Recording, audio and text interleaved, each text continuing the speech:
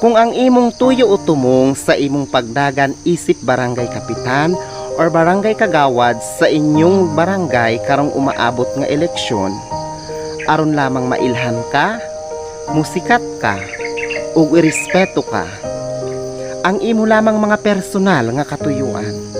Kung ingana lang manggaling ang imong tuyo ug tumong, ubaybay palihog lang, ayaw na ug dagan isip barangay kapitan or kagawad sa inyong barangay.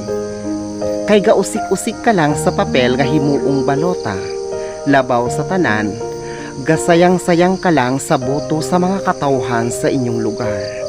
Kay sa tinuod lang, mahimo ka lang nga problema sa inyong barangay sa umaabot nga panahon.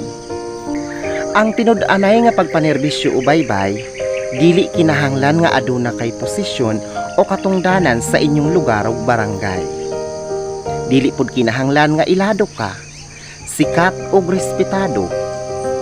Kung ana-ana sa imong kasing-kasing ang pagtabang sa panginahanglan sa uban, mugahin ug muhatag kagayud og panahon sa pagpakisusi sa kahimtang sa mga katawhan nga lumulupyo sa inyong barangay ug lugar. Dili lamang panahon sa kampanya ug eleksyon, kundili sa matag panahon nga adunay manginahanglan sa imong tabang ug serbisyo.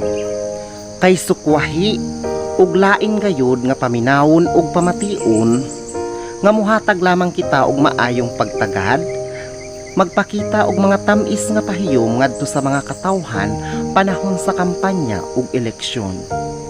Unya kung ato na unyang magunitan ang maong posisyon, dili na masinati sa mga katawhan ang maayong pagtagad ug lisod na usab nila makita ang mga tamis nga pahiyom sa atong naw.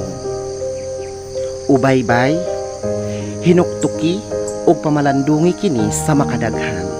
Ayha ka magdesisyon nga mudagan sa inyong barangay isip barangay kapitan or kagawad karong umaabot nga eleksyon.